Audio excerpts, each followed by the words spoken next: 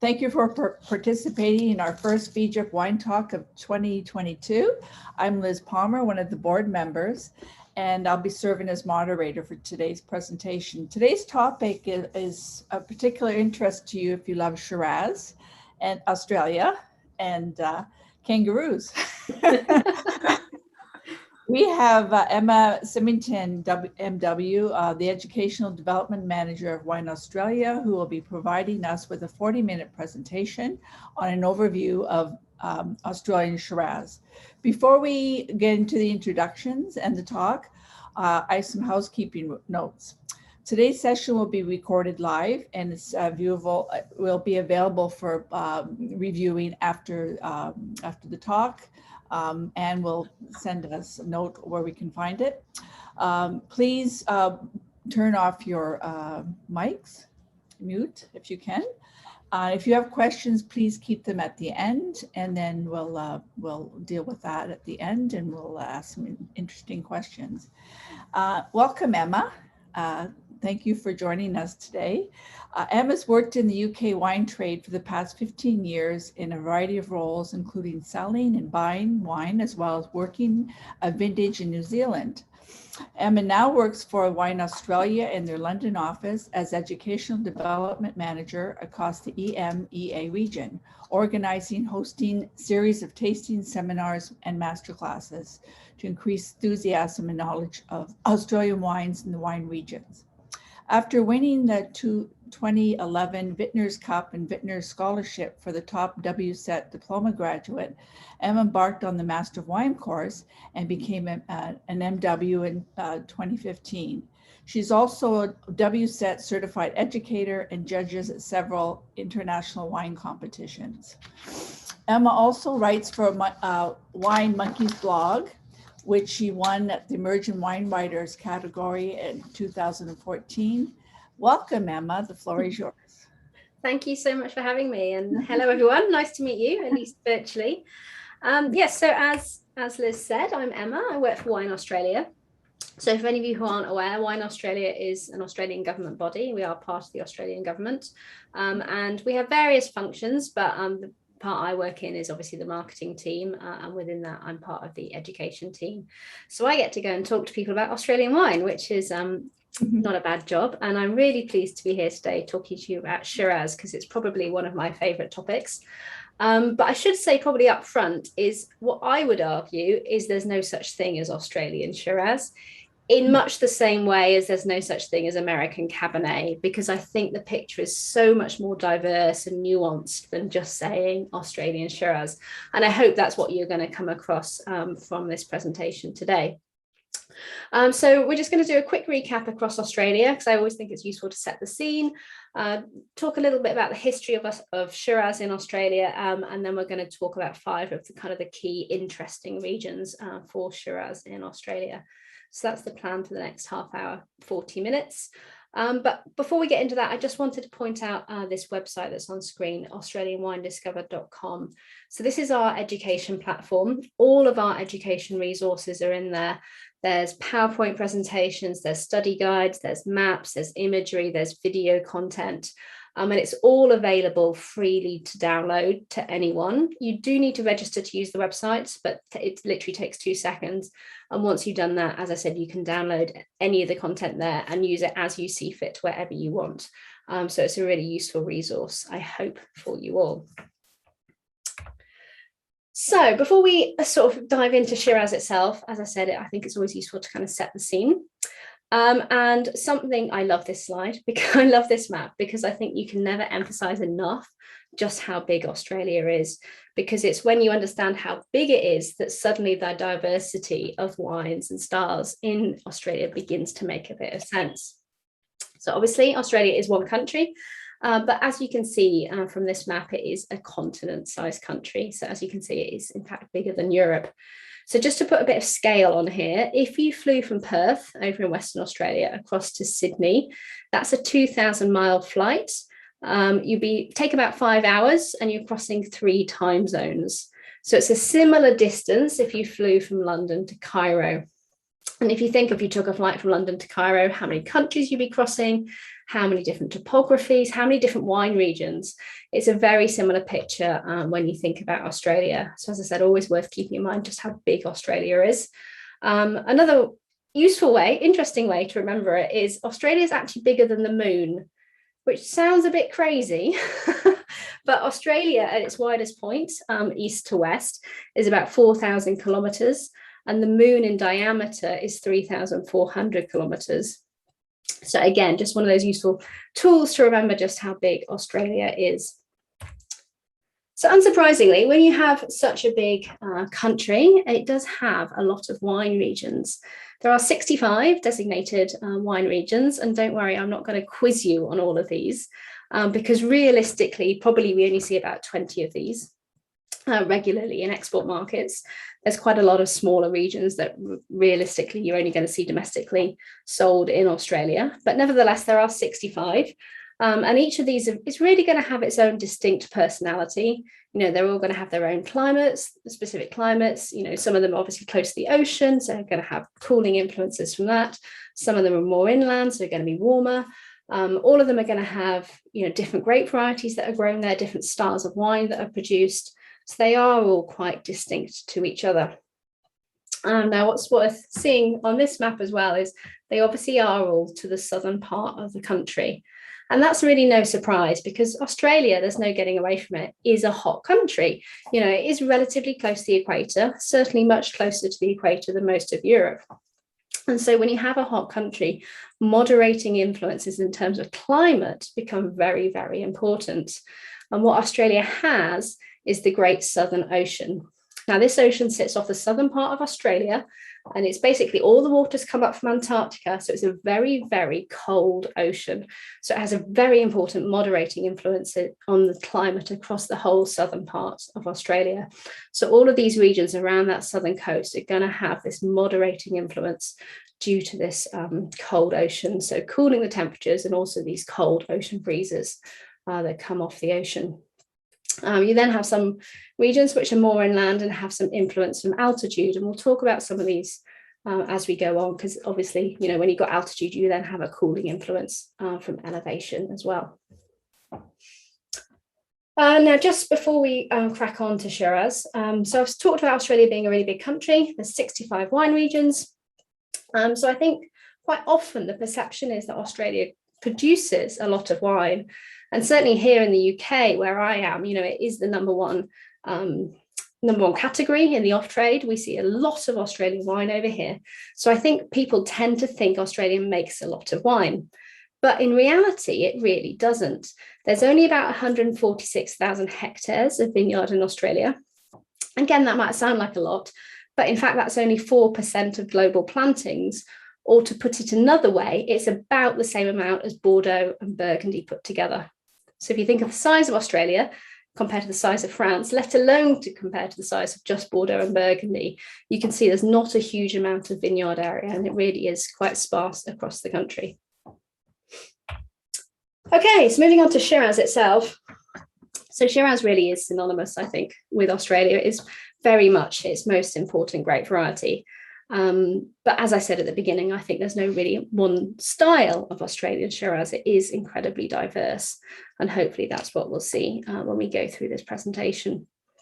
So as it says here, 4 out of every 5 wineries grow Shiraz. It's grown in 60 of those 65 wine regions, and it counts for just about 30% of all plantings in Australia. So really, really important grape variety in Australia and to the Australian story.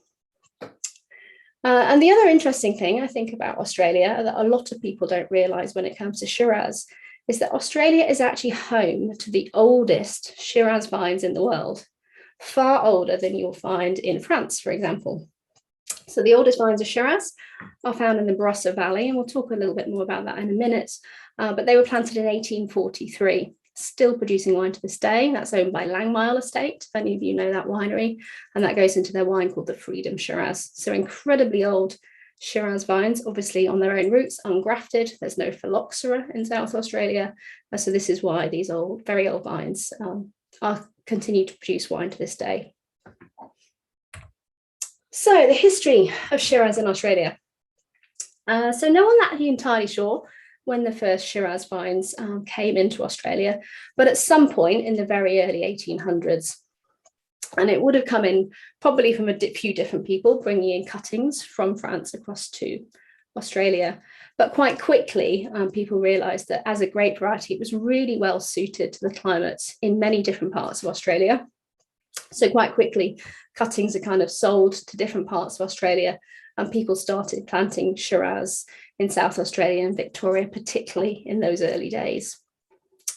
And as I said, there's a lot of vineyards that to this day still trace their roots back to those early plantings in the 1800s. There's still a lot of very old vineyards of Shiraz in Australia.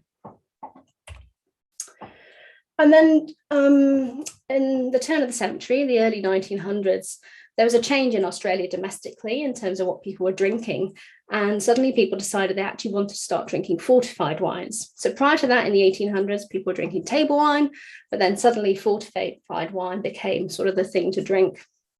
And so Shiraz, because it is quite versatile as grape variety, kind of made the change. So rather than making table wine, as it was in the 1800s, suddenly people were using Shiraz actually to make fortified wine, and tended to be in the kind of port style of fortified wine. So either vintage port or tawny port kind of styles from Shiraz. And again, this is one of the reasons that these very old vineyards of Shiraz still exist to this day, because Shiraz was able to kind of move styles in terms of what it was producing. And then what happened is, after World War II, there was a big influx of immigrants into Australia from Europe. And these immigrants really brought with them their social mores in terms of wanting to drink table wine at the dinner table with food. And so again, there was this shift away from fortified wines and back to table wines. And Shiraz again made that sort of flip. And then by the 1970s, it really was the most popular grape variety in the country. Then, of course, the 1980s and the 1990s hit, and that's really when the export boom kind of happened in Australia. And Shiraz became very, very popular, particularly in the UK and the US in terms of export markets. And production really boomed.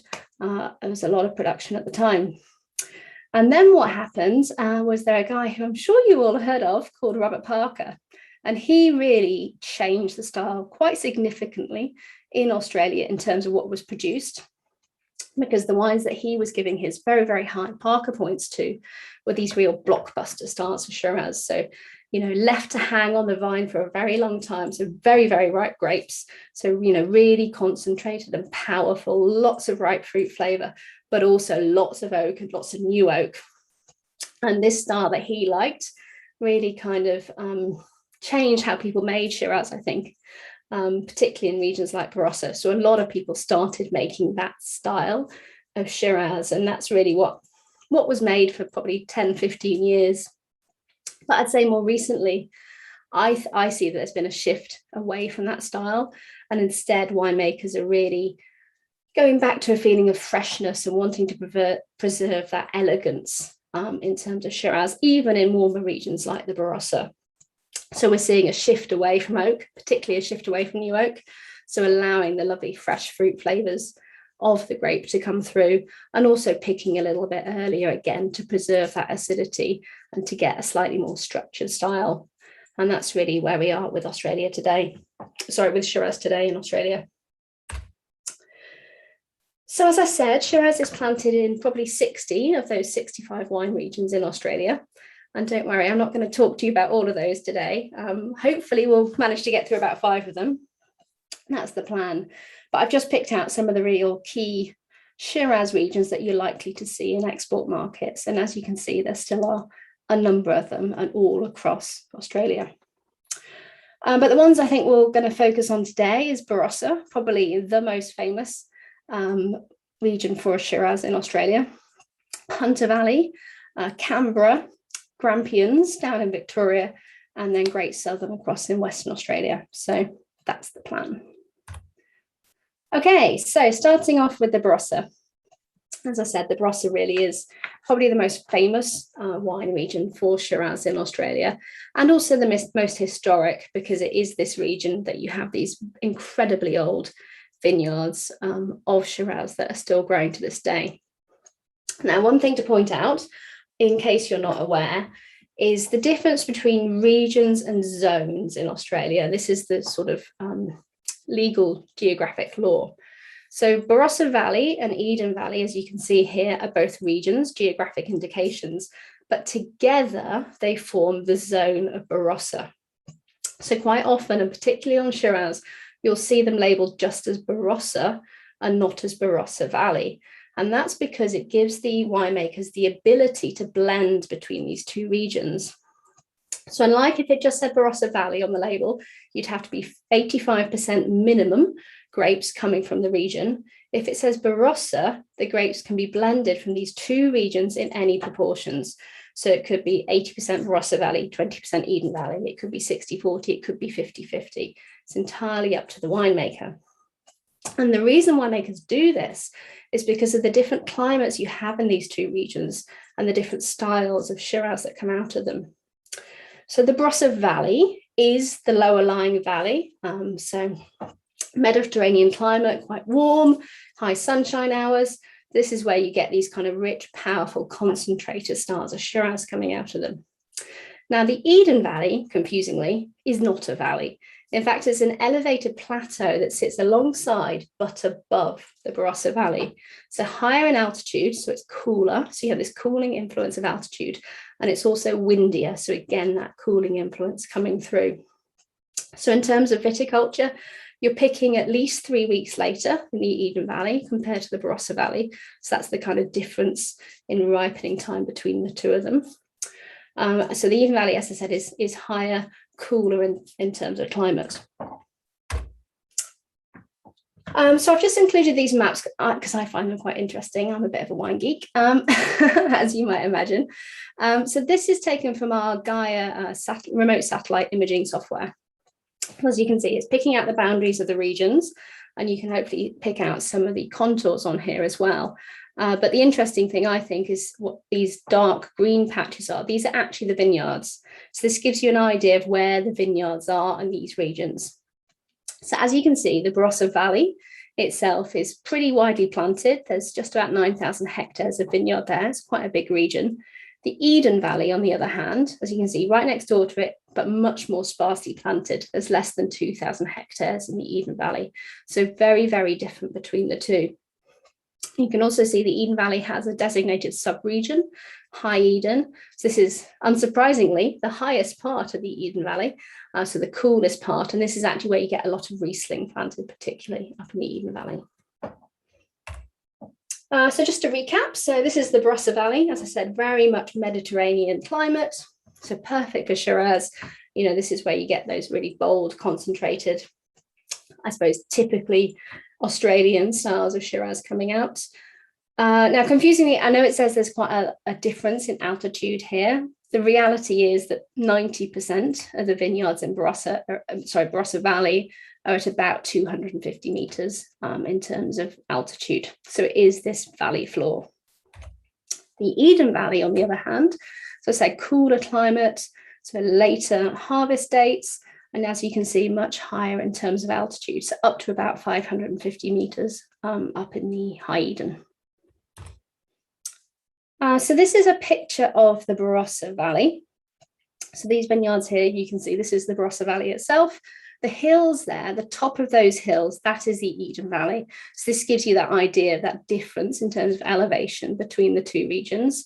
And I can tell you, if you do that drive up the hills, you get out the car at the top and you can really feel that difference in temperature, much cooler and also much windier. And obviously that wind having an extra cooling influence in terms of the vineyards. And then this is a view up in the Eden Valley. As you can see, not a valley. It is a plateau, but very, very diverse in terms of topography. As you can see, there's all sorts of little hills and nooks and crannies, lots of different aspects up in the Eden Valley. And as I said, much more sparsely planted.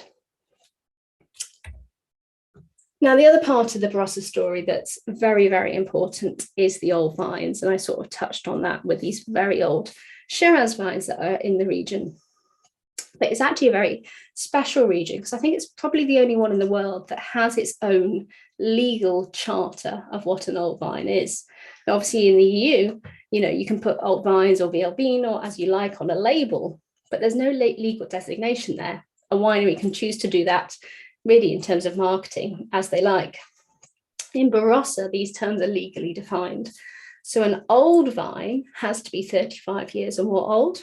You then have a survivor vine, which is 70 years or more old. Centenarian vines, unsurprisingly, are 100 years or more old. And the very oldest vines are called ancestor vines, and they're 125 years or more old.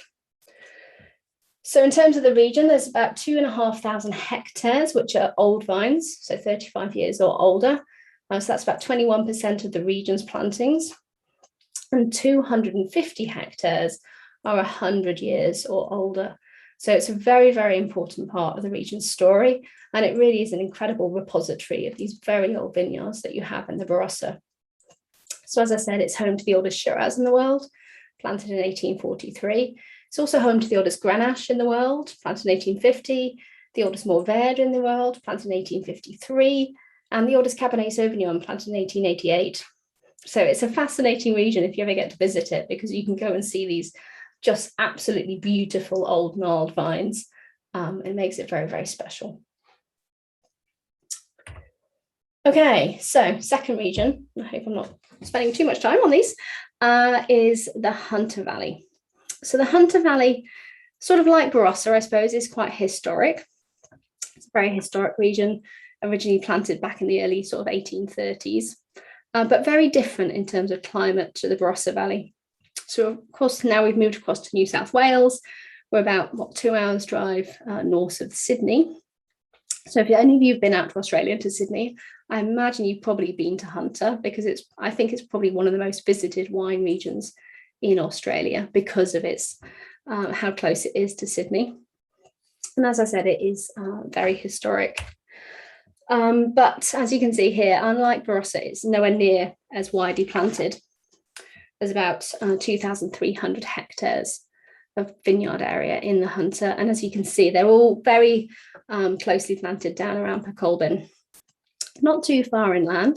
So there is a little bit of influence of cooling afternoon breezes coming off the ocean. But what's fascinating to me about Hunter is that as a region, if you looked at its kind of vital stats on paper, it's really not where you think you'd be planting grapes, and certainly not where you think you'd be making high quality premium wine. And that's because it's hot. It's subtropical hot, 40, 45 degrees in the summer, easy. It's humid, not great for growing grapes. And they tend to get a lot of rainfall at vintage. So again, really not what you want for growing grapes. But it's fascinating because it's this very unusual climate that creates quite specific styles of wine. And particularly if you think of something like Hunter Semillon, which is a style of wine which is not made really anywhere else in the world, 10.5%, 11% alcohol, high in acidity, incredibly long-lived. And it's because of the climate that you get these styles of wines created. So as I said, the Hunter, subtropical in terms of temperature. There's a little bit of variation in altitude, but not enough to give any real kind of cooling influence. But what's interesting about the Hunter, so I said it's hot and it's humid, but what it has pretty much every day, and particularly throughout the summer, is a lot of cloud cover. So there's the Great Dividing Range, which is a huge range of mountains, which runs right down that eastern seaboard of Australia. It's very important, and particularly because it acts as a rain shadow for many of the wine regions. Unfortunately, Hunter is on the wrong side of the Great Dividing Range, so it's on the eastern side. So it tends to capture all this cloud cover. So what that means is, although it's very hot in the daytime in the Hunter, they get very low UV, low sunshine hours. So therefore, you actually have much slower ripening than you would do if you didn't have this cloud cover. So this is why Hunter Valley Shiraz typically is sort of medium-bodied, medium alcohol, quite savoury and restrained in terms of style. It's nothing like the kind of Barossa style, which tends to be much more fruit-forward and powerful and concentrated. It's because of this slightly unusual climate. And again, because of these rainfalls that tend to come through at the end of summer, the winemakers tend to pick a little bit earlier. So it's the region in Australia that tends to be picked earliest. So in January, They're already picking over there at the minute now.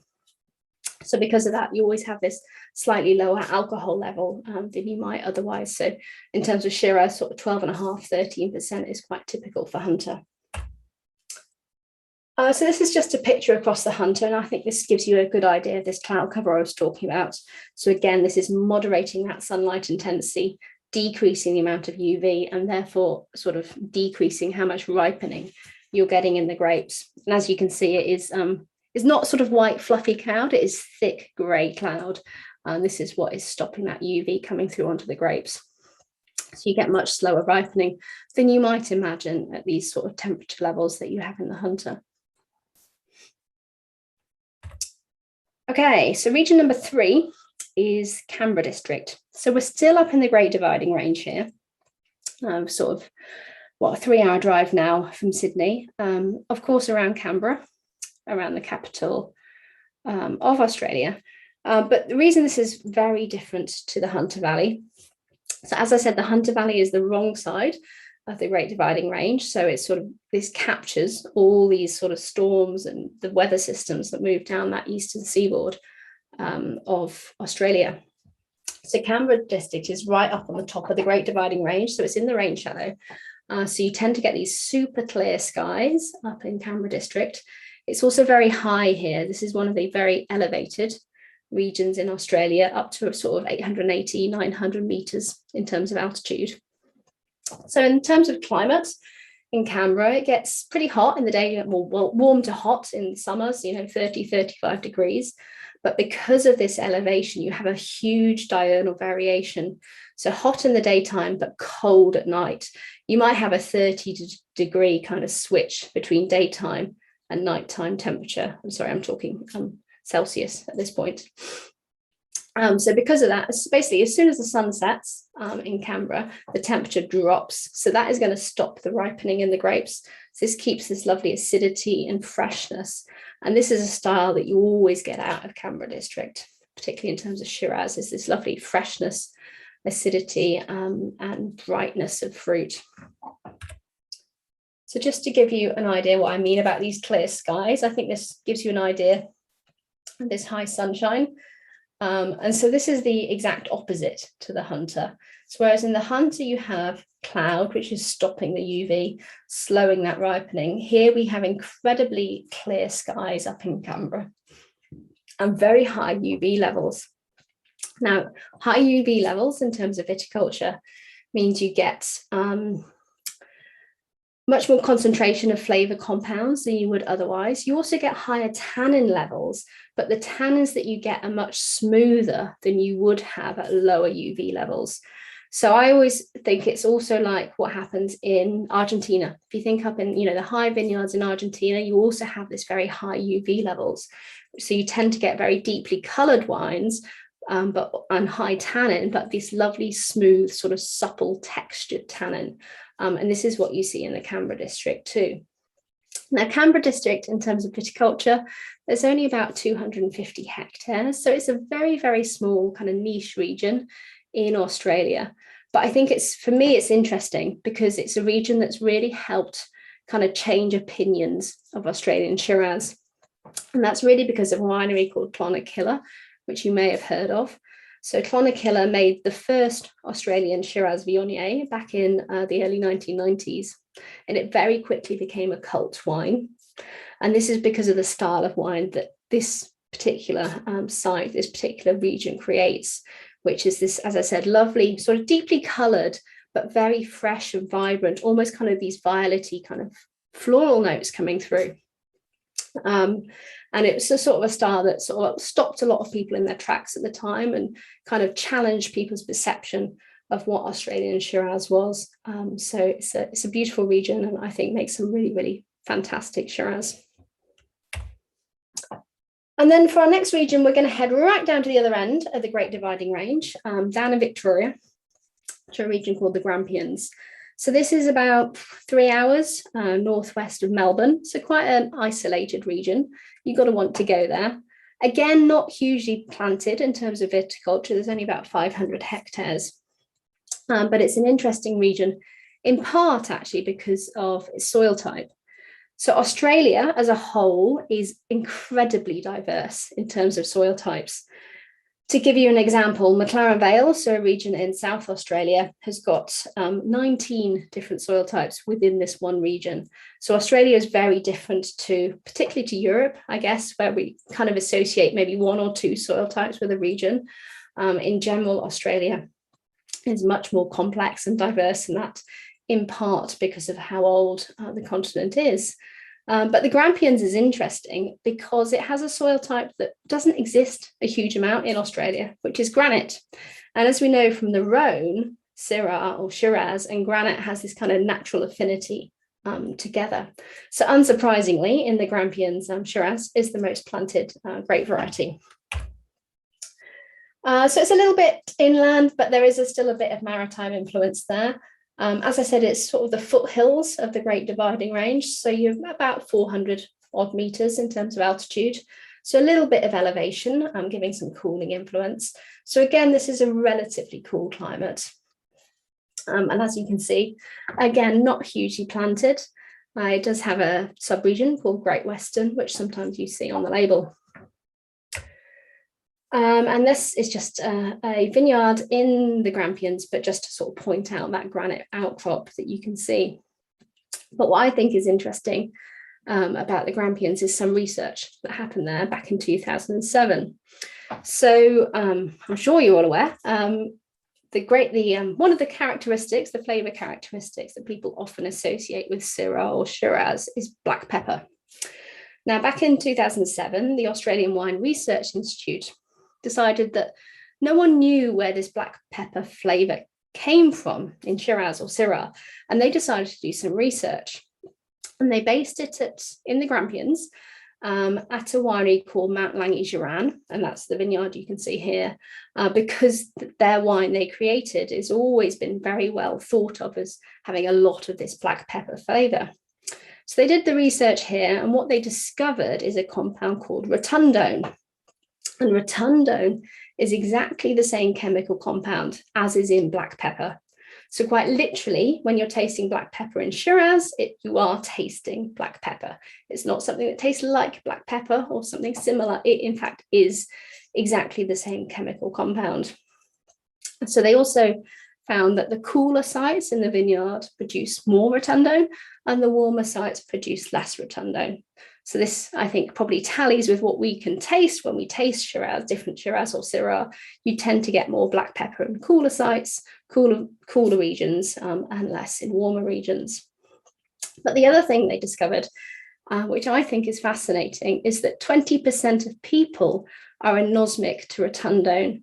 That means they can't smell it and they can't taste it, which I think is fascinating because, you know, we so often talk about black pepper as being that sort of defining characteristic of Syrah or Shiraz. But if 1 in 5 people can't smell or taste it, perhaps it's not the most useful thing to be talking about. But anyway, so this research was done in the Grampians, and I find it fascinating.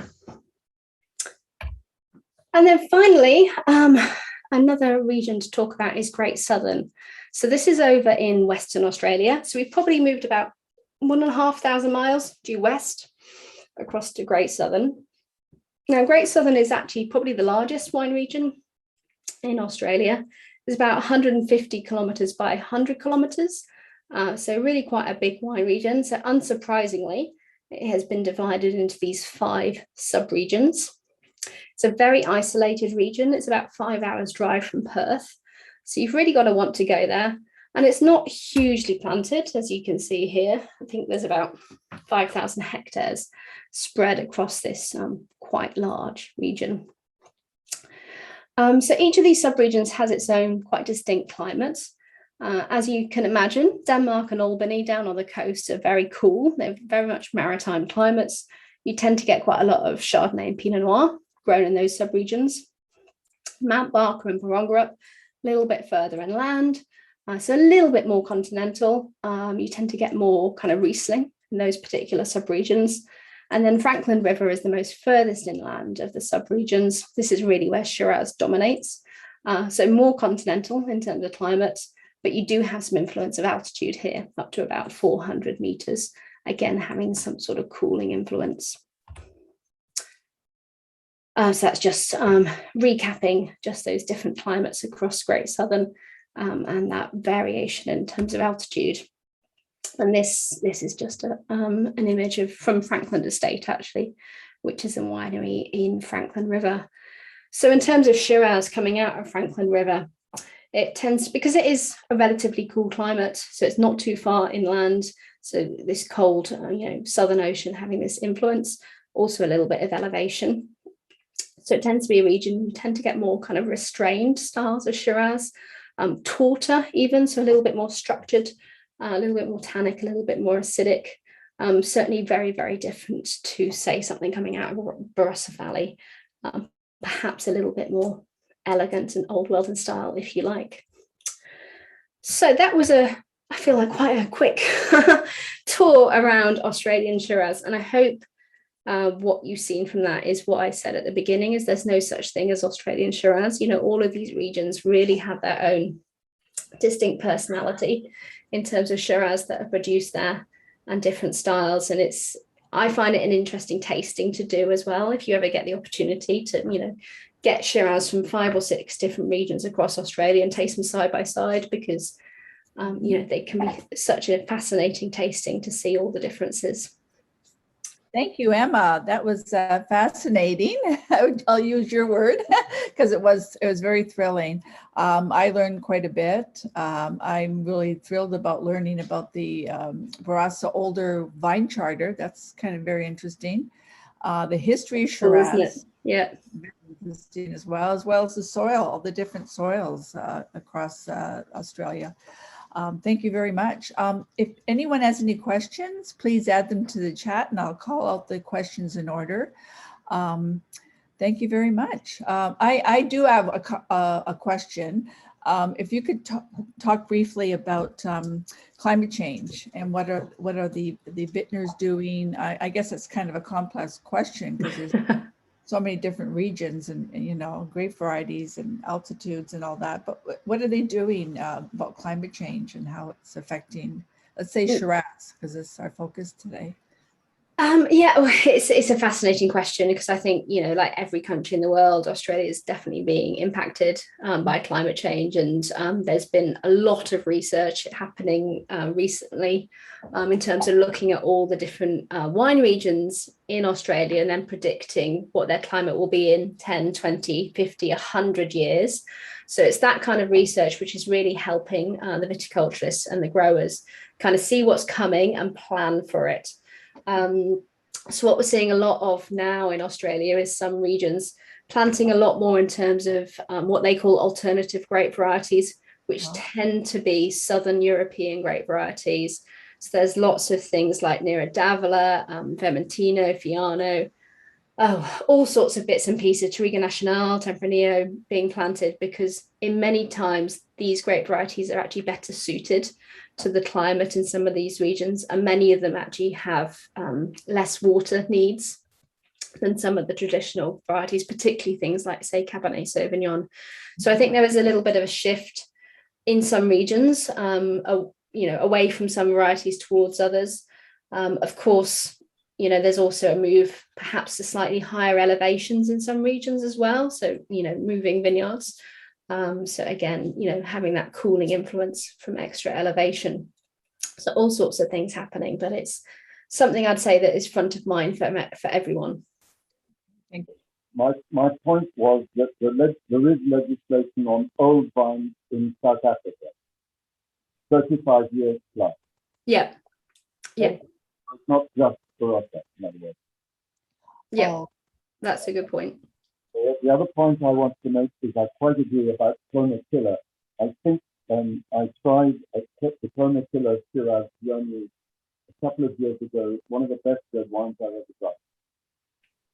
It is an incredible wine, yes, and certainly if any of you haven't tried it, I would urge you to try it. Although it is these days, sadly, not as affordable perhaps as it once was. It very much is a cult wine these days, but it is.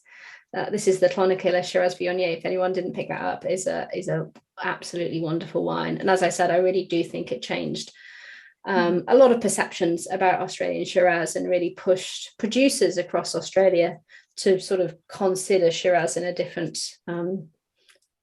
frame.